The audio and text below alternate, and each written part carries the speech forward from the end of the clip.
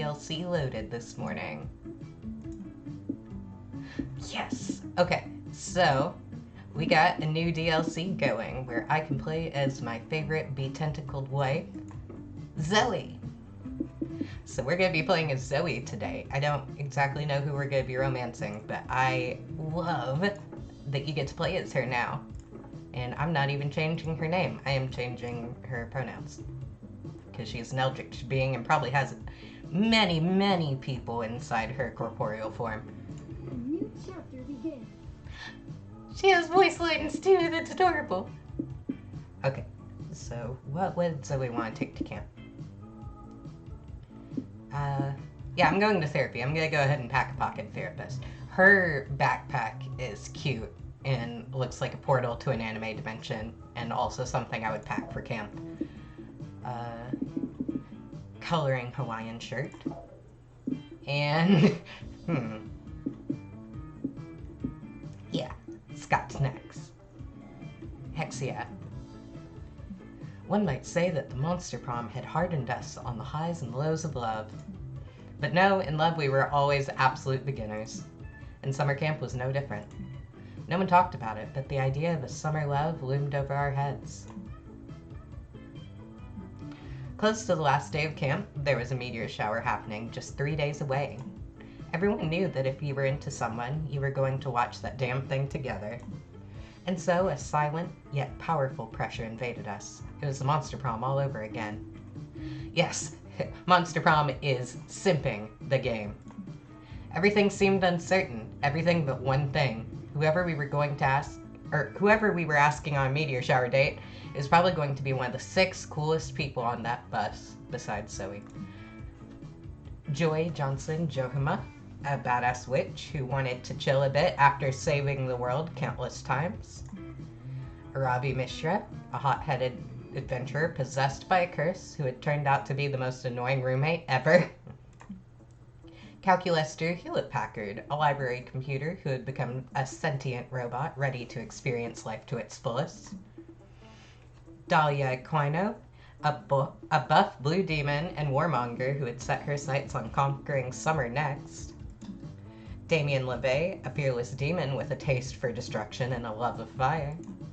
And Milo Belladonna, a Death Reaper doubling as an internet influencer and who is profoundly in love with life and all its earthly pleasures. The bus trip was long, and all of summer could be shaped by the first step well taken. And so it was clear, it all came down to breaking the ice and causing a good impression with the right person. Which of these would be your favorite food? Okay, going with Zoe's run here. Calculaster is baby, but I kind of don't want to pair her with someone that she went to high school with. Wine to die for. A punch to the face. The nicest guac. A yummy USB, or whatever gives you the best stats. I don't know if I'm going with the wine or the guac. Those are both good. I'll go with the wine.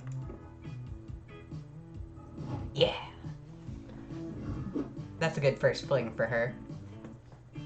A wine to die for, you say? I know a lot about wine and death. In which deaths pair best with which wines. Oh, okay. For example, a stabbing pairs best with a dry... Okay, yeah. This is not great for voice acting when I don't know how to pronounce that. Whereas a poisoning benefits from a sweet melon rosé to offset the acidity of the poison, you see. As you can see, darling, I'm something of an expert on the subject. I'd be happy to educate you further on the way to camp. Yeah, Zoe is definitely a, fandom person. She would be starstruck by Milo immediately. We only had 3 weeks left to woo our crushes and conquer their hearts. But as I already said, we were young and unafraid, and we were ready to start. Yeah, my stage light right here is casting a huge glare on my screen, so I keep getting mixed up where I'm actually reading from. And I'm trying to sort it out, but I don't think that anything I can adjust here is gonna do anything. I guess that's a little bit better. Okay. What am I supposed to be going for Milo? Oh god, I should have read the menu first. Can I still get to the settings menu from here? Not the one that I wanted, no. Okay. He probably wants fun and charm and creativity. I'll go for charm first, I guess. Yeah. Oh, I love her art. While you're in the throes of battle at the camp dome, one of your teammates suddenly gets shot by 3 swift arrows. While slowly dying, he asks you to take the +2 charm he had hanging around his neck in a silver locket. It's a family heirloom. He wants you to take it to his father and tell him his son died in battle. While crying, you promise to do so. You'll honor his death. Thing is, later you end up binge-watching 15 episodes of Garfield back-to-back, and you totally forget about your promise. Oopsies. Yeah, and Zoe is a Garfield addict, so that lines up. Later, you're wandering through camp looking for Milo. Your therapist said you need to spend some time contemplating mortality, so hanging out with a Reaper counts, right? Are you talking about the little therapist I brought here in a bottle? Oh hey, I'd love to chat, babe, but I've got a gig. Actually, why don't you come along? It's a lovely day for a reaping, and you'll get the privilege of watching me work. Oh, hell yeah. Watching Milo lead a soul into the afterlife? That's gotta count as emotional reflection. You follow Milo to a rotting corpse where the soul awaits. Hello, darling. I love you, Milo. Hello, little soul. I'm deaf, but you can just call me Milo. Here's the bad news. You're dead. But the good news is, I'm gonna take you to the afterlife. Let's go. You, death, you've come for me, but first you must listen to my tale. 'Tis a tale of woe, of strife, of courtly ambitions. For I was the Grand Master to the Mer King. Another dead person with a tale. They always want to tell you a tale. People just don't respect a Reaper's time nowadays, you know? Go ahead, I suppose. I served the vulnerable Mer King as Grand Maester. Days ago, the Mer King was attacked in his sleep. He survived, but became obsessed with the idea that the attack had been a coup. He killed me in his paranoia. But I saw the attack with my own eyes. The Mer King was not the victim of a coup d'etat. He was attacked by a vicious beast with the strength of 100 warriors. The beast, 'twas a doggish thing and covered in the thickest fur, and it pissed all over the king's chamber. The room was positively drenched. Strangely enough, the beast seemed to be rather enjoying itself, barking and laughing, and I heard tell that it was goaded on by a mysterious specter. Oh, Scott and Polly again. Well, that's another mystery, and to this day I wonder if... Wait, are you even listening to me? This story is gripping. You should be paying attention. Oh, of course I wasn't listening. The story was beyond my attention span. I was trying to figure out why I can't download your soul to my soul transporter app. That's weird. What if I change this? Oh, no. Oh, God, no. This better not be what I think it is. Hey, Grandmaster, by any chance, did you ever trade your soul to a demon? Trade my soul to a demon?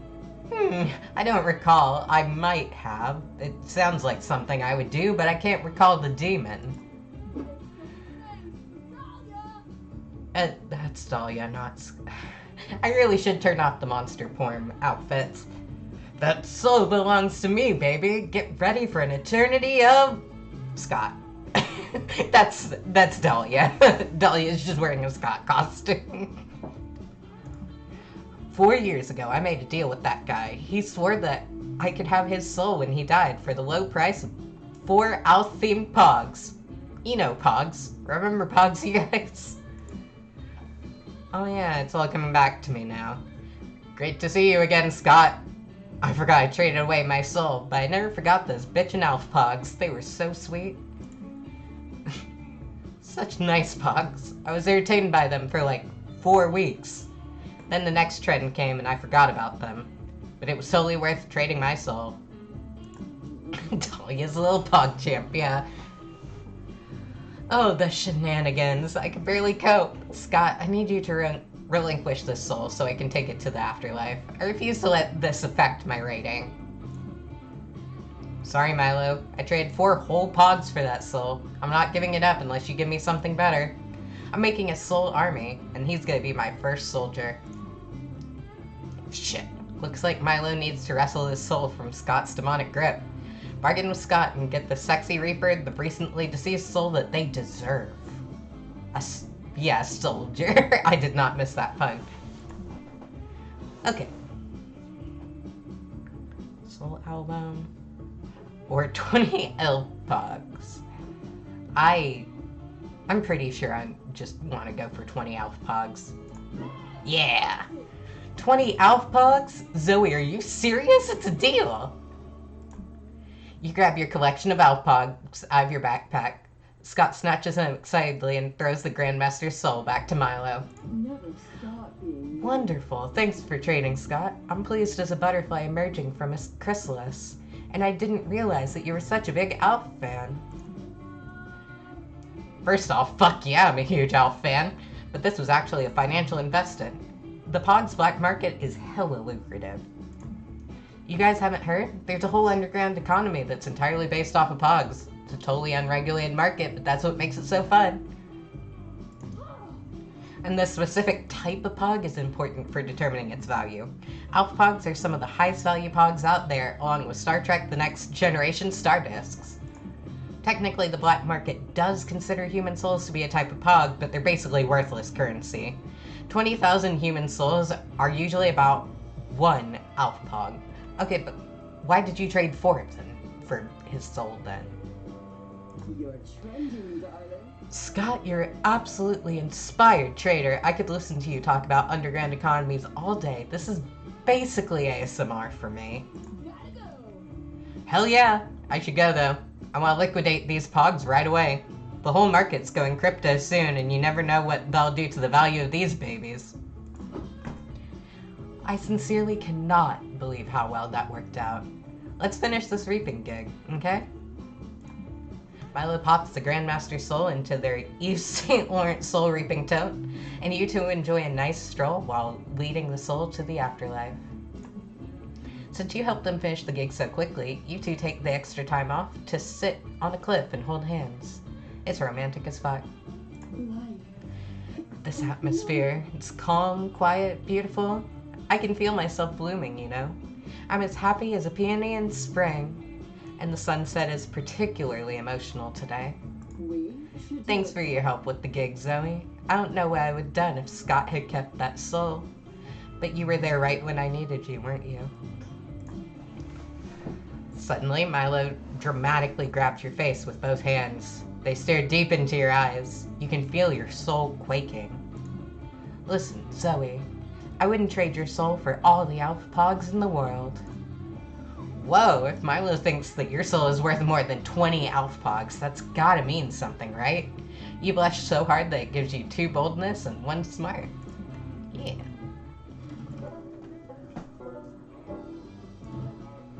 It's just like my backpack. Of course it would be, Zoe. I love you so much. I should get a little bit of creativity. Hi! I love her sculpting. That day in Monster Scouts, you all learned how to build scarecrows. So you were not building a scarecrow. That's vaguely nature related, right? You decide to take it a step further, though. You add a magical crystal you found in a cave last month to your scarecrow to turn it into a sentient being. The scarecrow is very grateful to have been made alive. You take your new friend out for a soda and have a very pleasant afternoon. Then you're forced to disassemble him so the next group of scouts can use the materials. Your scarecrow begs you not to relinquish your gift of life, but you're a dedicated monster scout first. The scouts appreciate your dedication to the organization. You're awarded +2 creativity. You find Coach and Milo holding a large tarp. You assume somebody has died and head over to loot the body, but it's something else altogether. You're doing terrific, Milo. No, we just stretched this tarp between the 4 anchor points and we've made a waterproof canopy. Why? What do you mean, why? This is a class on how to create a shelter to help you survive in the woods. Oh, I thought we were learning how to create an emergency photo backdrop in case you suddenly need new headshots in the middle of the woods. No, Milo, I teach survival skills out here at Scouts headquarters. Yes, exactly. Taking emergency headshots is not a survival skill. Oh, and creating a rainproof canopy is, somehow? Well, yes, protecting yourself and your companions from the rain can help ward off trench foot, tuberculosis, and collapsing morale. Don't be so toxic. But trench foot, tuberculosis, and collapsing morale are some of my oldest friends. We went to elementary school together. Besides, I wouldn't be caught dead huddled under a canopy like this, partially because I can't die, but mainly because it's really not my aesthetic. If I'm ever stranded in the woods, I'll just pop into a luxury villa and ride out my harrowing wilderness experience in tastefully understated opulence. There aren't any luxury villas in the woods, Milo. The closest thing they have to luxury villas are trees, and those are much more like trees than luxury villas. No luxury villas? But I'm an influencer. I'm sure once I tell those trees how many followers I have, they'll... I'm gonna stop you right there, Milo. I know this is gonna be hard to believe, but trees don't care how many followers you have. Well, that's bleak. Okay, I'm back on board with this shelter plan, but only if we find a way to make the shelter grammable. And don't forget to take your vitamins. Grammable. Oh, I know. We'll pack the shelter full of knit blankets and Werther's originals. Any grandma would be happy to live there. Yeah, but the counselor's not being very useful. I don't have time to educate you on an entire generation's worth of values and terminology, Coach. My only hope is Zoe. Thank you for considering me your only hope. But I know how you are too, Zoe. I want a sensible solution, not summering glamour gods or forging magic hot tubs or anything. Yeah, they can definitely get away with being a dick. As long as it's not to Zoe. You sheepishly put away your glamour god summoning pole. This is gonna be harder than you thought. Luckily, you've got another idea. Oh god. Real glamour of a shelter isn't about what's there, it's about who's there. Let's build a Nicolas Cage of leaves and sticks. Okay. I get it, no magic hot tub. So how about a magic jacuzzi? No? I think we have to build a Nicolas Cage. We have to. Yes. I said no wacky solutions, Zoe. This seems like a wacky solution. No, you explain. Wacky would be building a life-size Nicolas Cage out of a pile of flapjacks and Michael Cera's butt. Where would you get Michael Cera's butt? Good job. Zoe's right. That's pretty wacky. Leaves and sticks are readily available in the forest, so this is a much more realistic plan. I wasn't so much taking issue with the materials as with the idea of creating a living being out of inanimate objects. You see the misunderstanding here. You explain that Nicolas Cage isn't a living being. He's more of a personification of pure joy that word, mixed with raw sex appeal. Oh, I love that. Go ahead then. Joke's on Milo, you already have. You built this Nicolas Cage months ago using only the finest leaves and sticks, and some of Michael Cera's butt, but no one needs to know that. You zap your Nicolas Cage golem with a car battery and it comes to life. Wow, Zoe, this is very well made. You really captured his look of permanently startled attractiveness. Hello, says the golem. I'm Nicolas Cage. No, you're not, darling. Common mistake. Oh, says the golem. That must be John Travolta after switching faces with Nicolas Cage in the movie Face Off, starring John Travolta and Nicolas Cage. Thank you. My Nicolas Cage impression is flawless. I've never worked on it before in my life. The counselor seems very thrilled at this. Strike two, sweetheart. You're actually a mound of leaves and sticks animated by electricity at a summer camp for monsters. You mean I have all the powers of Nicolas Cage, but with none of the responsibilities? Cries the golem. That's incredible. Let's have an adventure already. The joyful simulacrum leads you through the day in the life of Nicolas Cage. You steal the Declaration of Independence as part of a treasure hunt, kidnap a baby, and make out with a wicker basket full of bees. This is the best day of my life. This has been absolutely nothing to do with creating an effective wilderness shelter, but it's pretty clear Milo was never very invested in that. You gain 2 plus fun and 1 plus charm.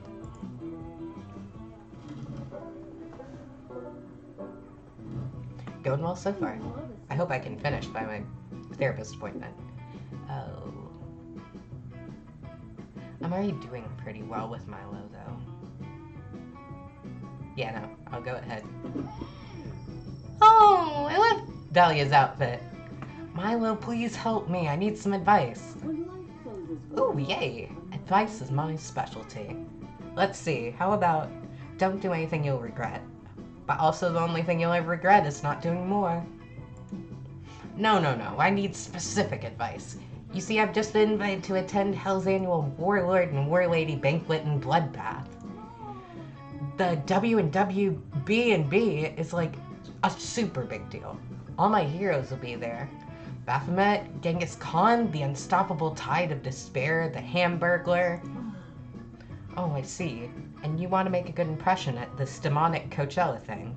No worries, darling. With me as your PR coach, smoozing will be a cinch. Now, the best way to impress important people is to be born into a super wealthy family. It also helps to have effortlessly perfect cheekbones. Oh, but I'm already 20 years too late to be born into a super wealthy family. There must be something else I can try. How about when I get to the party, I show polite dominance by biting their finger off the biggest, most aggressive person there. I'll establish myself as the alpha. Lady, a kind of help. Oh, no. It hasn't been polite to bite your dinner host's finger off since literal finger foods when I fashioned in 1910. As much as you love these two, they're clearly hopeless without your help. How should Lady Aquino of Hell impress her superiors at this banquet? Eye contact. Wow. Yeah, no, I think that she should probably go with eye contact here. You're killing it. You know, Zoe, I actually don't hate that idea. Let's do it. Lady Aquino of Hell, darling, this might be the best chance for you to reign in that beautiful, explosive passion of yours to a semi-acceptable level. Okay, fine, I'll try it your way. I'll use this eye contact tactic to my advantage when I encounter General Nrod the Uncomely on that faithful night. Yeah, cool, but the way you're saying that makes it sound like you're not gonna do this like a normal person. That's not true. I'm just saying I'm gonna follow your suggestion on neutralizing General Nrod using this contact device. It'll be great. Hell, 300 years in the future, a traveler ducks into a dark, empty tavern to escape the cold winter's night. I've traveled through hell and back. Good evening, barkeep. I confess I don't have much coin, but I've traveled from afar, and I'm deeply in need of a good night's rest. Tell me more tales, traveler. Spare me your sorrows, traveler. You're welcome to stay one night. Hell, I'll even throw in a cup of hot bone broth if you pay with a good story for from your homeland. Yeah, it's a long story. A good story. Gather round for the old urban legend about the terrifying Blinkless One. She was a terrifying blue war lady. Some even claim she was a dark spirit who descended upon a banquet for aristocrats and kings of old. Her name has been lost to the ages, but she's been dubbed the Blinkless One, for it's said that throughout the entire proceedings, she did not blink once. Egads, that's terribly unsettling. Indeed, it's said that it was so unsettling, she even intimidated one evil warlord into biting off his own finger solely because it amused her. Well, surely this horrifying spirit laid a reign of evil upon the land, did she not? Actually, if she ever existed at all, many believe she may have actually been a somewhat benevolent ruler. Perhaps the Blinkless One was not evil, merely intense. Tell me more tales, traveler. You've told me quite an unusual story, traveler. Perhaps you could stay a few nights instead and listen to some of the tales I have to tell. Meanwhile, in the present, Lady Aquino of Hell has run off to practice staring at her reflection unblinkingly for 3 hours. When life gives you lemons. Yep, that's probably gonna be a disaster. But I think it'll work out okay in the end. I mean, just look at Lady Aquino of Hell go. Yeah, look at her go indeed, but more to the point, look how happy Milo is with you. Yay. Okay. I'm gonna use my skills and hopefully not screw the rest of my playthrough over like I normally do. Yeah. Hi, John. What do you have for me this time?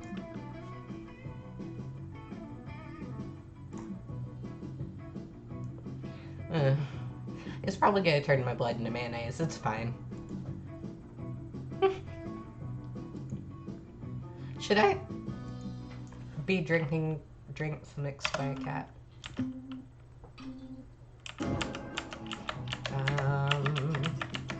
Oh no. No. Come on.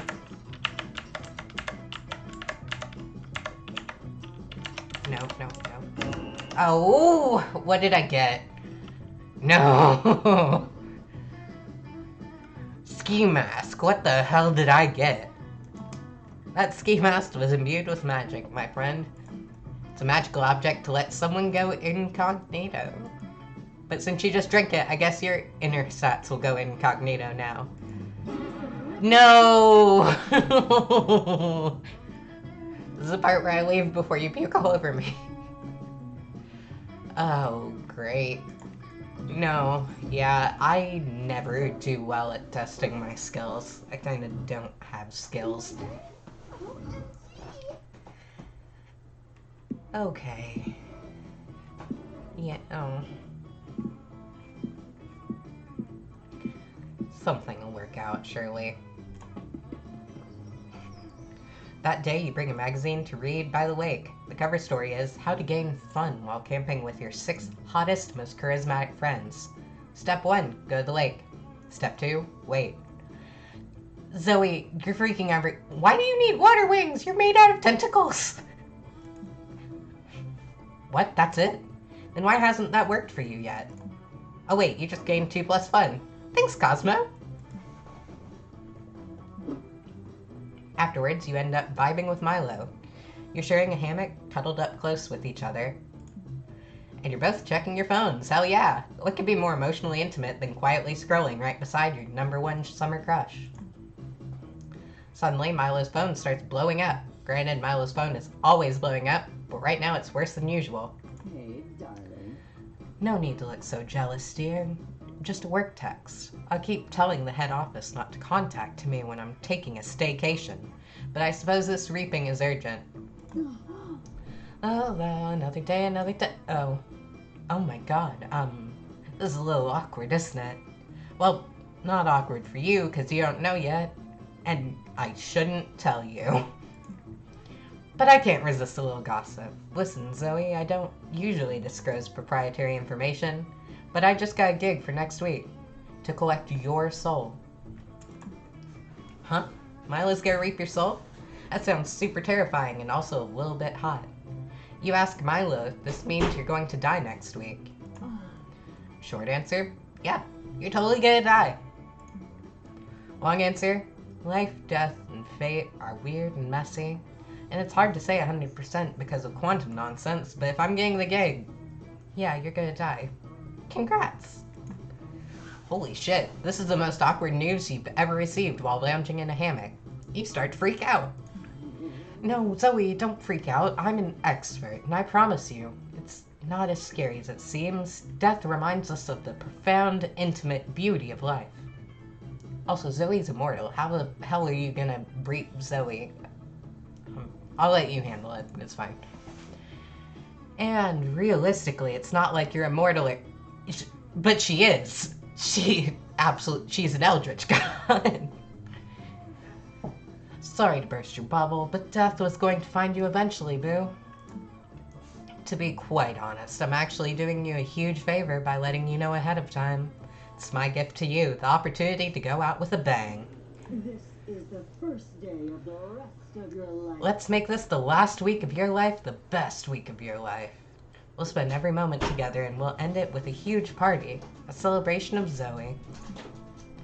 A whole week with Milo? That sounds like heaven, and it's exciting enough to distract you from your imminent death. You're in. Headaches on. Lovely. God, you're gonna get so many posthumous followers. I'm almost jealous. Oh, and we should start considering the party aesthetic right away. We need some big, memorable main event at the party. Something that'll honor your true essence, Zoe. And obviously, it should be Snapchat friendly. Any ideas? Your time to shine. Quick, what's the perfect way to 1. Entertain your party guests, 2. Commemorate your entire existence, and 3. Impress Milo. Interpret it. Oh, God, I can't even check. Interpretive dance or toasts.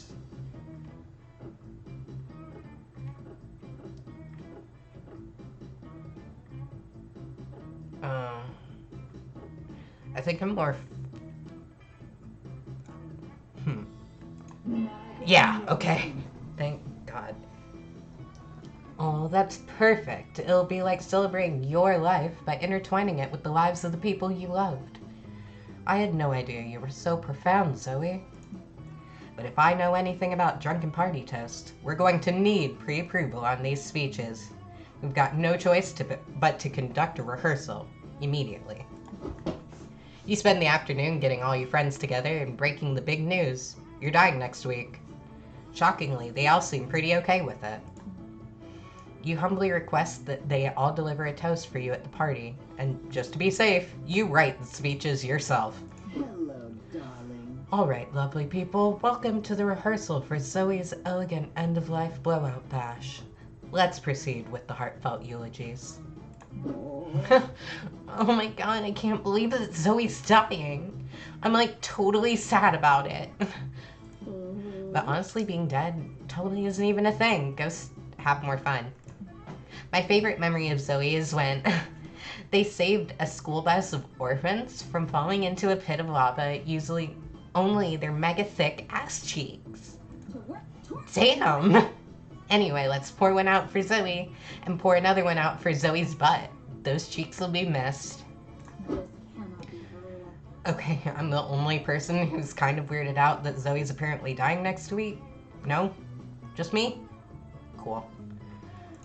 Anyway, Zoe was apparently the most emotionally intelligent, thoughtful, and woke friend I ever had. Here's to you. Nice try. Zoe, you don't think people actually fall for this, do you? Ahem! Gather one and all. I should now read a speech commemorating Zoe. It is a speech that I definitely wrote myself. Yeah, don't drink coffee during my voice acting. It's a health hazard. Besides me, Zoe was the greatest warrior of all time. Their legacy shall be written in the stars next to Hercules and Orion. I drink in their honor. Every moment is beautiful. What incredible toast, everyone. I think it's quite clear that Zoe touched so many lives, including mine. Here's one last rehearsal toast from yours truly. Zoe's a silly goose. We're all aware of that. But we must remember that geese are some of the sweetest and cutest birds in the whole wide world.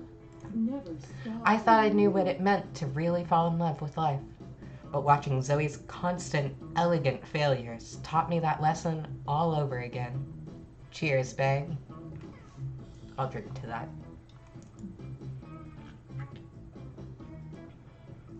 That went shockingly well. You spent the rest of the day getting totally drunk with your friends to practice for your party. All that tomfoolery earned you +3 creativity.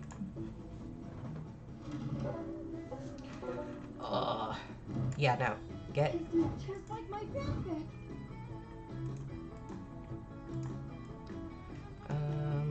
One sec.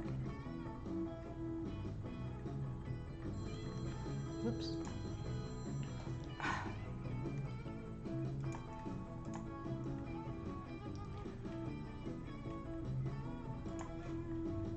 Yeah, I don't actually know how to remove that from my stuff, though.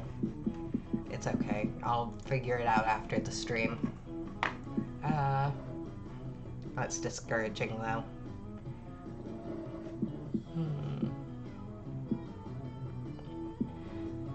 I'm just gonna max my charm and hope that'll help. Today at Camp Dome, the game is 7 minutes in Heaven Extreme. You volunteer yourself as tribute for your camp. You found some lip balm ready for some hot kissing, but it seems you got the rules wrong. In 7 minutes in Heaven Extreme, they straight up murder you, and you need to stay in literal heaven for 7 minutes. They stab you repeatedly. You sure you're going to hell, but no, heaven is beautiful. It's all you ever wanted. You want to stay, but they bring you back to life. You're cheered by your teammates, but you will never be the same after being taken from heaven. You do look more heavenly, though, and that translates into +2 charm. Afterwards, you get peer pressured into a game of Capture the Flag Extreme. You're very bad at it, and end up in jail pretty much immediately. Here we go.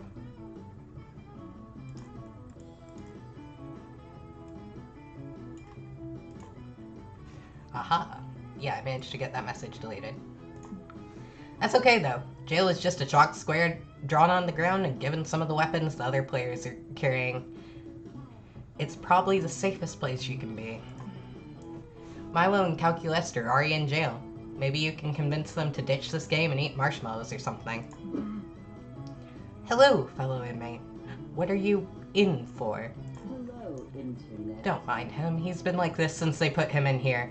It's pretty good content. Prison has changed me, Zoe. Would you like to trade me some cigarettes in exchange for my fundamental dignity? Yes? No? You shared your idea, bailing on this dumb experience, an exciting marshmallow heist. What? No. Could you imagine what it would do to my brand if I was caught cheating at a game? Undermining the laws of reality, subverting life and death. That's the kind of stuff my followers expect. But cheating? No way.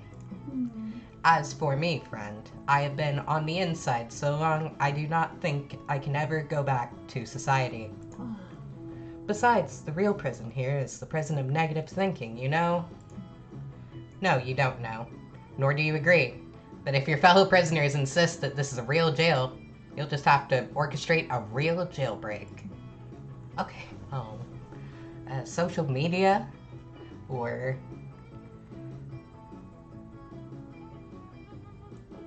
know someone. I don't think talking to that dude in the corner who's been here for 3 years is a good idea. I don't think I have enough boldness or smarts for that to work out for me. I'm gonna post on social media like I normally do in a situation like this. Yeah! You compose an emotional narrative about how you all have been victimized by the sports industrial complex. Plus, your fingers were crossed when you tagged, so it doesn't count. You reap what Oh, you let me sow. help. How about this for the last line? Though we are imprisoned in chalk jail, we are free in our hearts. But our hearts are also imprisoned in chalk jail. May I chime in? You have perfectly captured my struggle, friend Milo. Shall I artificially extend our social media reach? My second cousin is a Chinese botnet. Working together, the three of you managed to whip up a firestorm of outrage over your tragic plight. Soon, your chalky cell is surrounded by protesters, weeping and tearing their clothes, overwhelmed by the injustice of your situation. Fingers crossed, but at what cost? They chant. Several people go on hunger strikes. They pass out from hunger. It's only been an hour, but they're very committed. Milo, due to their intense media savvy, gets interviewed by a popular online publication. Magnificent. You know, I just think that what we really need to focus on here is all the people out there in chalk jails who aren't being talked about. This is about them. Does that mean you don't want me to continue hyping your social media accounts in connection with this terrible indignity, friend Milo? What? No, keep doing that, obviously. How are we supposed to have an appreciable impact on the culture if I'm not famous? Eventually, the masses of protesters outside your cell reach critical mass. The chairman of the National Capture the Flag Extreme Association issues a statement. The support of Capture the Flag Extreme stands for teamwork, dignity, and cartoonish violence. Unjust imprisonment has no place in our organization. Effective immediately. I'm abolishing chalk jail. Let all those wrongfully imprisoned run free.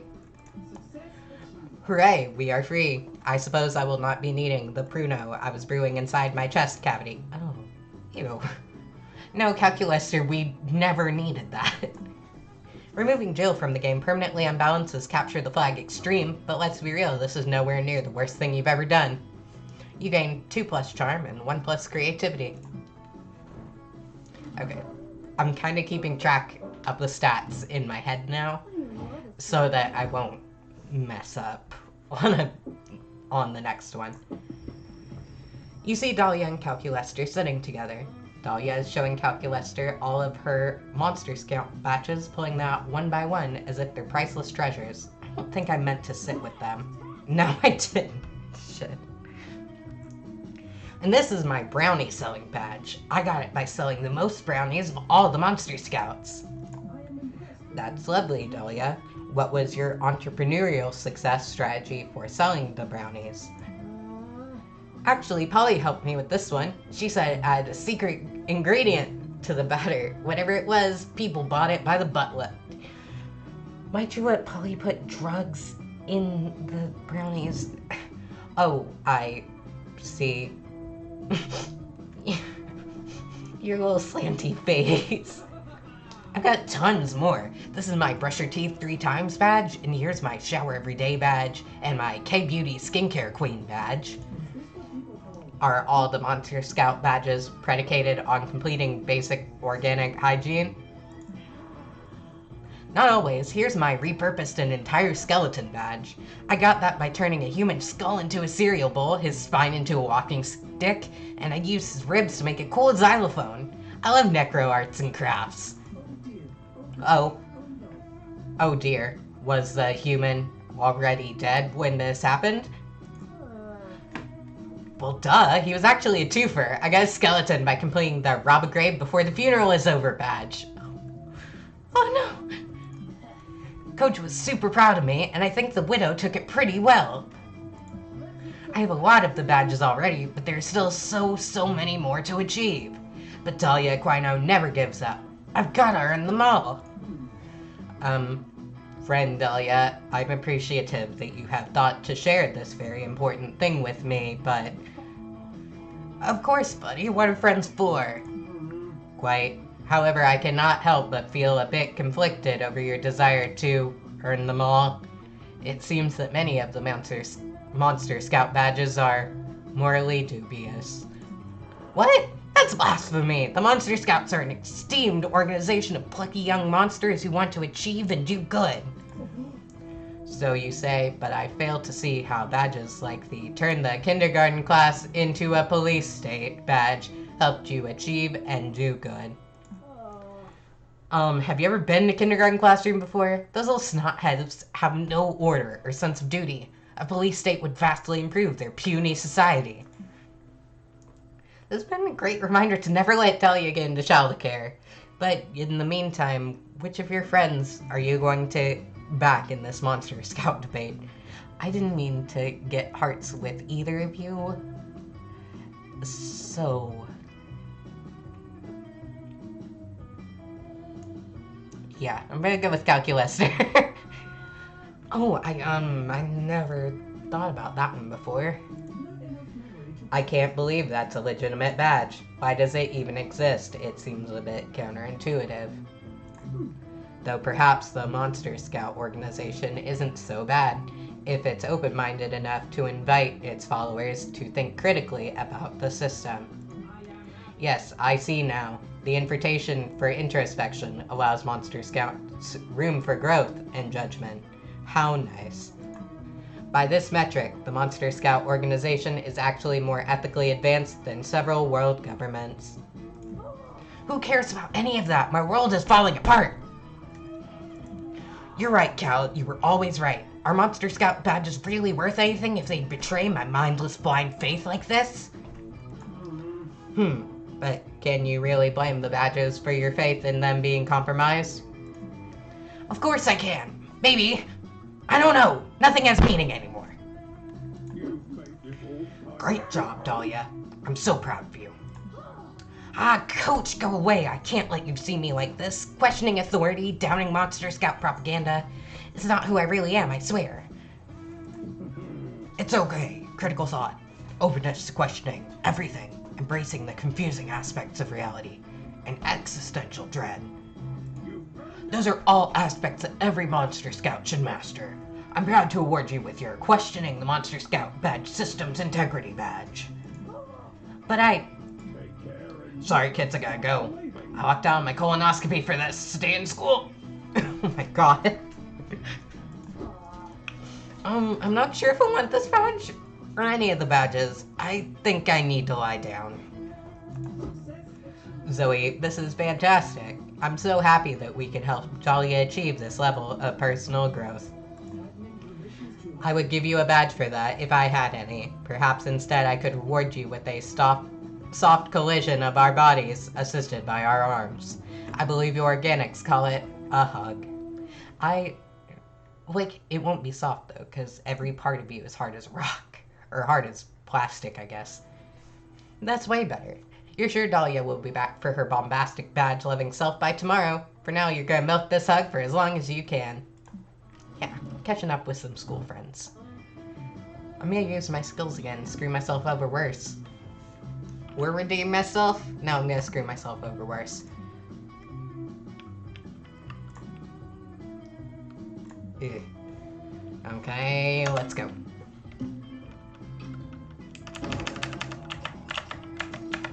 Come on. I don't even know what this one is, but oh, that's a flask of bees! Never mind, I don't want the flask of bees. No. Okay, that's good enough. At least I can get the flask of bees. Tequila Moonrise, nice. Call this one the Tequila Moonrise. What a powerful, invigorating drink. I gave it that name because when you drink it, you can feel all your stats rising. I can feel them, but not see them, because they're still covered up. Nice! At least I know my fun's in the double digits now. Still hard to believe you drank that. Good luck, I guess. Ugh, I gotta rush through the rest of these, because I gotta get going soon. Okay.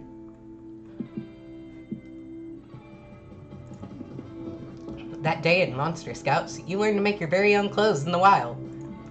Someone suggests a fashion show, so afterwards you all put on your outfits and show them off. If you'd known that there would be the result, you probably would have made something other than a leaf and stick thong and vine-woven nipple tassels. Zoe. You've been reading too much fanfiction. Needless to say, no one will be forgetting your performance anytime soon. You gain 2+ creativity. Since you're dying next week, Louie's been helping you live your last days to the fullest. Louie? Okay, I guess that's what your name is when you're in this outfit. Currently, the two of you are getting a super fancy pedicure where little fish eat the dead skin off of your feet. It feels amazing, and it's hella Instagram worthy. You're dressed as Liam. That's why we're calling you something weird. Ah, this really hits the spot. I've said it once and I'll say it again. Fish get better pedicures than people. And I need some R&R. This non-stop life celebrating with you has been all-consuming, but honestly, I can't remember the last time I had so much fun. Louie looks at you with such bedroom eyes. Your heart starts to race, and it's a tender moment.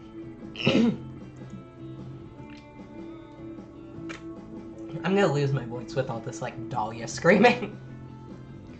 While we're enjoying this tender moment, I thought we could talk deets for your end-of-life bash. I've been really immersing myself in the preparations, Zoe. This might be some of the finest party planning work of my entire career. First off, the venue is insane. I got my boss to let me borrow her interdimensional penthouse. The ceiling is made of diamonds, and the bodyguards are literally 4-dimensional. We're going to do this huge dramatic entrance for you where you burst out of a coffin. Cute, right? And then the coffin outfit is the perfect amount of slutty, trust me. Oh, and you're not going to believe the guest list. All the basics, sure, but we have some huge guests on here. I did not realize you had this kind of pull, darling. Keep it on the DL, but we've got several prominent ghosts coming, both Edison and Tesla, so things should get interesting. But still, I feel like something's missing. I think we need a big, mind-blowing VIP surprise guest. Someone who can show up halfway through the party, uninvited, and have a poetic final embrace with you. A real moment, you know? Does anyone come to mind? Maybe a long-lost twin from whom you were separated at birth and have never actually met? Louie's right. You definitely need a kick-ass special guest for your party. You don't have any long-lost twins that you know about, but you do know the perfect VIP to invite. Wow.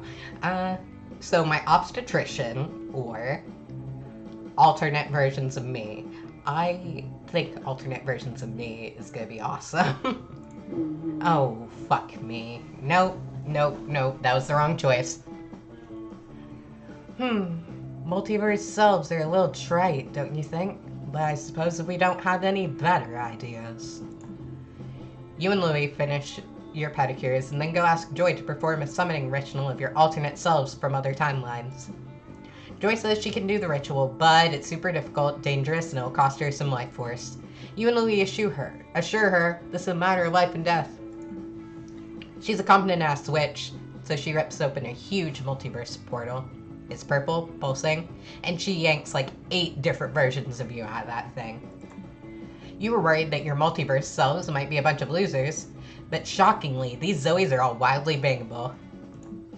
There's an alternate Zoe who's a part-time life-saving firefighter and part-time stripper firefighter. Another Zoe is a world-famous doctor that cured cancer and polio. They're also a world-renowned stripper. Why are all your alternate strippers? And then there's a version of you that's exactly the same in every way, but they have way better hair. Zoe, your hair is tentacles. I hate to tell you that. Wow, this is a rainbow of Zoes. I never know you could be so seductive. Oh my, am I dreaming, or is that an alternate version of you that looks exactly like Alexander Skarsgård? Ugh. Hey, Louie, says Alexander Skarsgård Zoe. It's no accident that I was ripped out of that portal. It was fate. Let's run away together. Same here, says Better Hair Zoe. It was fate for me too. Ditch that loser version of me, and I'll take you on the most romantic motorcycle ride of your life. Motorcycles? Fate? Running away together? Oh, I can't resist. Oh no. Milo's type is tentacles, okay? Oh no, all your multiverse selves are also super into Louie, and it looks like Louie is losing interest in you. Fast. Louie pulls you aside. Listen, Zoe, I know we were supposed to spend the rest of the week together, but something's come up. I need to cancel. You understand. But, never fear. I'm gonna pull a few strings upstairs and reschedule your death. You'll die in a few years, okay? I just have to fill out, like, one request form. Wait. We could reschedule your death the whole time? Why didn't they do that earlier? You had a good attitude about it, but this is not like you wanted to die. And done. Your death is rescheduled and the party is canceled, and I'm free to ditch you. Toodles boo. Louie saunters away to go enjoy all the obviously superior Zoes that came through the multiverse portal. Your summer crush is totally over you, and the heartbreak makes you lose -3 fun. But hey, at least you're not dying next week. That's something. I don't think this Milo run's going great. Did you say you were gonna check a walkthrough? Yeah, I just lost some of my fun, so I'll go here. That day, you decide to go scuba diving and find a treasure chest at the bottom of the lake. Whoa. You pick the lock, which is quite impressive if you keep in mind that you're still underwater. You're made of tentacles! You probably breathe there. Yeah, these lines were not made with Zoe in mind. Inside you find over 1,000 fun. Unfortunately, your wetsuit doesn't have pockets, so you can only go back to shore with +2 fun. When you go back, fish have eaten the rest. They're having a rave right now. Fucking fish. Later, you're enjoying the sunset alongside Milo, eating delicious artisan sandwiches and listening to music together. It's not often that Camp Spooky is so enjoyable. Oh, Zoe, isn't this nice? We truly are #blessed to be able to sit back and enjoy life's sensual pleasures so deeply and without stress. I often find that people spend their time rushing from one task to the next, never taking time to stop and smell the very hipster thing I just said. Which is such a waste. I mean, life is a bit like the sandwich. No, stay with me. I'm going somewhere good with this. Milo begins slowly building themselves a new sandwich, staring at it starry-eyed like it's going to reveal the secrets of the universe. Now, the bread of the sandwich is a bit like the essential tasks of life. They're important, sure. Without bread, you wouldn't have a sandwich, just a pile of veggies and meats. However, the meat, or vegetarian alternative, live your best life, of the sandwich is like your soul. It's the most important part of your life. And the toppings, the cheese, the portobello mushrooms, the garlic aioli, they are life's sensual pleasures. They complement the soul, and the sandwich would be woefully bland without them. And a sandwich as beautiful and unique as this doesn't deserve to be eaten in just a few bites. You need to savor it, enjoy it. Maybe throw a pic of it on your story for clout. We need to go, me and Sen specifically need to go to Chiba Hut sometime because I'm starving too. Look, what I'm saying is, I wish we could forget about settling goals and living by them all the time. Whatever happened to just letting life happen and immersing yourself in it? Oh, wow. Okay, you've got to try the sandwich, Zoe. Not only is it an amazing metaphor for my constant pursuit of sensual pleasures, but it is delicious as hell. Holy shit, this sandwich is incredible. But you're sure you can impress Milo with something better than a Reuben. It's clear they love life's sensual pleasures, but what pleasure would they love most of all? Okay, I gotta create a pleasure sandwich here.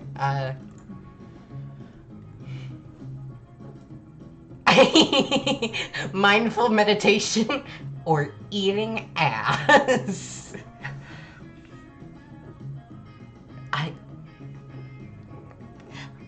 I know what I should choose, just for me personally, but Milo's gonna want to eat ass. Yeah. Yes, such a bold, artistic choice. It takes a true connoisseur of life's sensual delights to appreciate the complex, carnal art of eating good ass. I'm a bit of an expert on the art form. Call me pedantic, but I just love studying the different ass-eating traditions and schools of thought. My fascination first began with the table manners period, when it was common to eat ass with a 3-tonged fork. Such an archaic form of foreplay.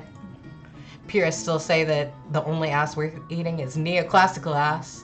It's an ancient Greek technique, bold strokes of the tongue, but not without attention to detail. As for me, I'm more of a romantic. Specifically, I prefer the romantic school of ass eating. It's a post-Renaissance approach, focused on the nature and the breadth of emotions. But I don't wish to be seen as a genre-phobe. Every era has its value. I'm not yet sure how I feel about the millennials' fascination with the Dadaist approach, however. Oh, my apologies, I've been rambling. I was just so overcome with the beauty and delicacy of eating ass. Such a pleasant experience for the most exquisite palates. I do like your style, Zoe, though I'm not sure if you could handle my ass-eating technique yet. But maybe someday soon.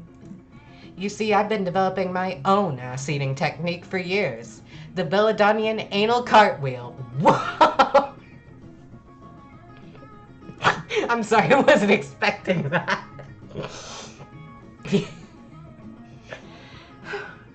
The Belladonian anal cartwheel. You'll love it. First, I begin with a lump of wet clay.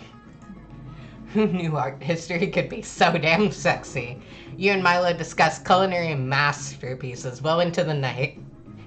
And you gain 2+ creativity and 1+ charm. It's finally time to pick, y'all. And I'm almost gonna be late for my appointment, so I gotta hurry this up. I am going to try to go with Milo. One of these days I'm gonna do like a nun Zoe run, but yes, I want to go with you to the meteor shower.